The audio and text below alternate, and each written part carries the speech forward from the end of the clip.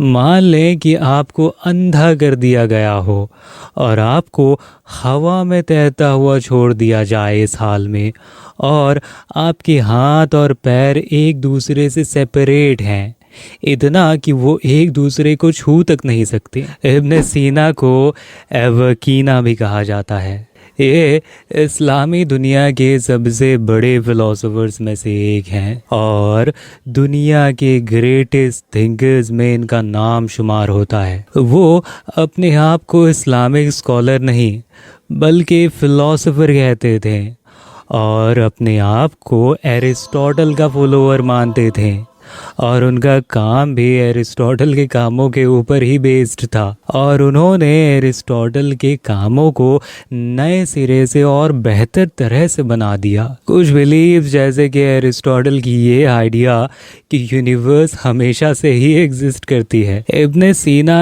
Aristotle की बात पर ज़्यादा यकीन करते थे, इसके बावजूद कि इस्लाम में इसे माना नहीं जाता, जैसे कि मैंने आपको इस्लाम वर्सेस फिलॉसफी वाले वीडियो में बता दिया था और जिसका लिंक नीचे डिस्क्रिप्शन में आपको मिल जाएगा।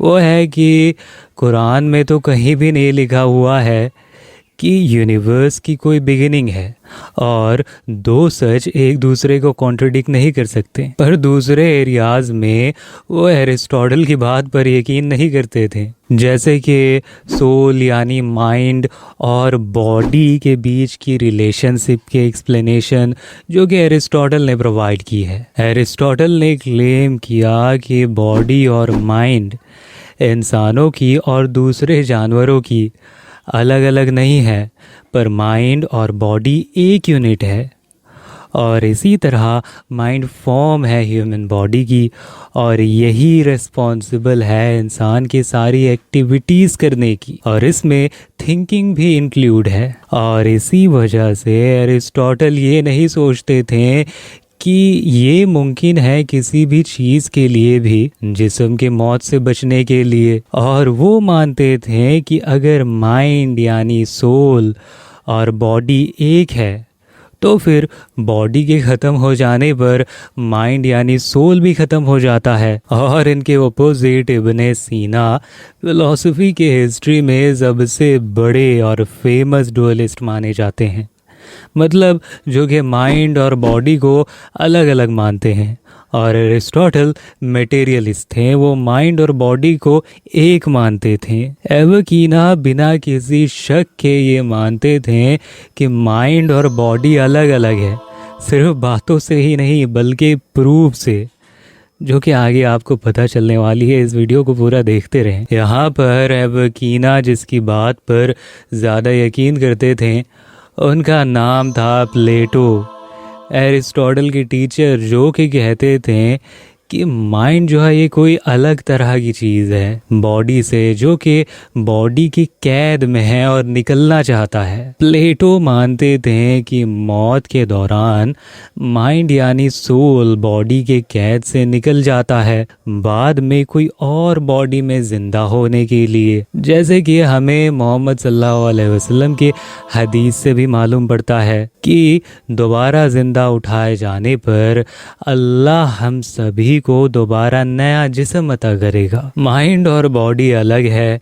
एक नहीं है। इसे प्रूव करने के लिए इब्ने सीना ने एक थॉट एक्सपेरिमेंट किया जिसे कहा जाता है फ्लाइंग मैन एक्सपेरिमेंट। ये उन्होंने अपने बुक ऑफ हीलिंग में ऑन द सोल वाले सेक्शन में लिखा है। उसमें वो हर गलत नॉलेज को डिसप्रूव कर देते हैं और सिर्फ एब्सोल्यूट सच्चाई छोड़ देते हैं हमारे लिए। और इसी काम को रेने डेकार्ट ने बाद में आगे बढ़ाया कुछ 600 साल बाद 17वीं सेंचुरी में। उनका काम भी एवकीना की काम के ऊपर ही बेस्ड था।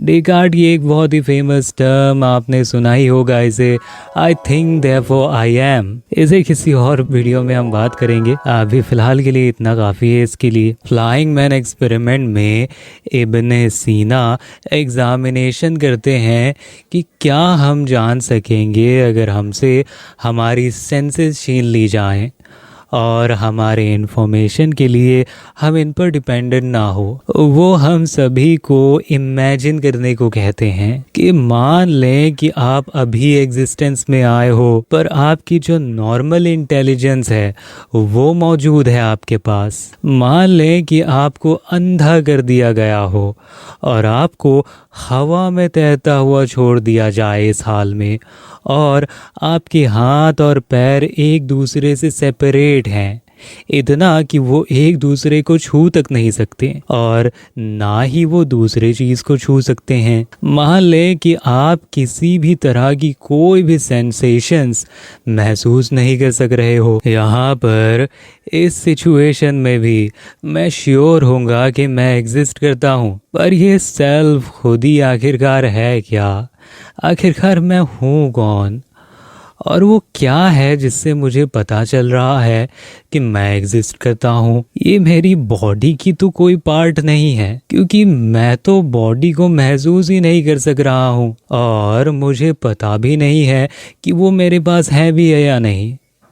वो सेल्फ जिसे इस दौरान आप कह रहे हो कि वो आप हो, इब्ने सीना कहते हैं कि इसकी कोई लेंथ, ब्रेथ या फिर डेप्थ नहीं है, इसकी कोई एक्सटेंशन नहीं है या फिर फिजिकल बॉडी जो कि इन्हें मेज़र कर सके।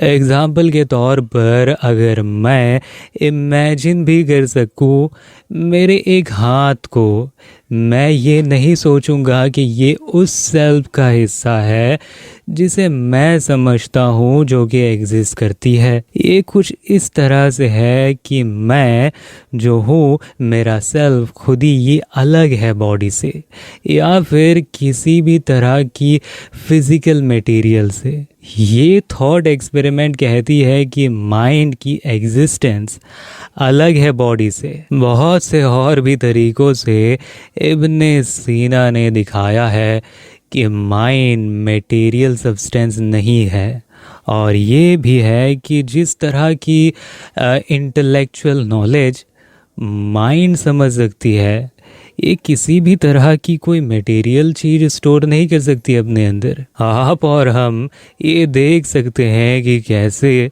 फिजिकल चीज़ों के पार्ट्स चीज़ों को शेप देते हैं और दूसरे फिजिकल चीज़ों में फिट भी हो जाते हैं, और हमारे सेंस ऑर्गन भी फिजिकल ही है। जैसे कि वॉल में कोई इमेज अगर हम देखते हैं, वो हमारे आँखों के लेंसेज के ऊपर आ जाती है और इसी वजह से हम देख सकते हैं। पर इब्ने सीना कहते हैं कि ये जो माइंड है ये कोई सेंस ऑर्गन नहीं है। ये माइंड जो अपने अंदर स्टोर करती है वो है डेफिनेशंस चीज़ों की या फिर इंफॉर्मेशंस, जैसे कि इंसान मॉडल भी है और वो रैशनल भी है। इस सेंटेंस को पार्ट्स की तरह हमें एक साथ ग्रैप्स करना होगा, और बॉडी जो चीज़ें अपने अंदर स्टोर करती है वो फिज़िकल है, जैसे कि खाना, पानी, ऑक्सीजन।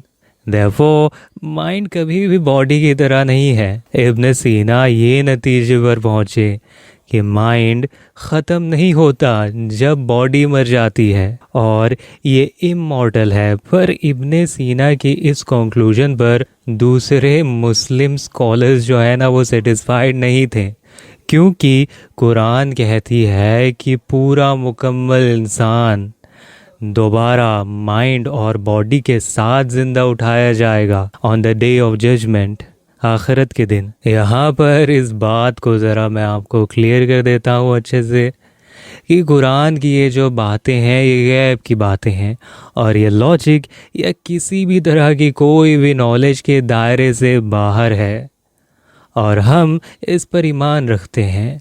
पर सिर्फ अगर आप अपने रीजनिंग पर डिपेंड होगे तब आपको रिलीजन में फॉल्ट नज़र आएंगे, और अगर आप यहाँ पर ही आके रुक जाते हो तो आप एक अच्छे लॉजिशियन नहीं कहलाओगे, क्योंकि जहाँ से लॉजिक ख़त्म हो जाती है वहाँ आप लॉजिक का इस्तेमाल कर रहे हो। यहाँ पर ना ही इब्ने सीना गलत है और ना ही कुरान गलत है। चलिए इसे मैं आपको लॉजिकली एक्सप्लेन करके बताता हूँ। पहला, इब्ने सीना ने क्लेम किया कि बॉडी मर जाती है और रूह रह जाती है। ये एक स्टेप है, इस पॉइंट को नोट कर लें। इब्ने सीना ने बॉडी के रेजरेक्शन को डिनाई नहीं किया। और दूसरा, कुरान ने भी कहा कि पहले बॉडी मर जाती है, उसके बाद रूह रह जाती है बरज़ख में, और इसका दूसरा पार्ट, और उसके बाद उन्हें दोबारा जोड़ दिया जाएगा दोबारा जिंदा उठाए जाने पर। ये दूसरा पार्ट लॉजिक और किसी भी तरह के नॉलेज के बियॉन्ड है, और पहला पार्ट जो है उसे लॉजिकली और दुनिया के किसी भी नॉलेज से समझा जा सकता है।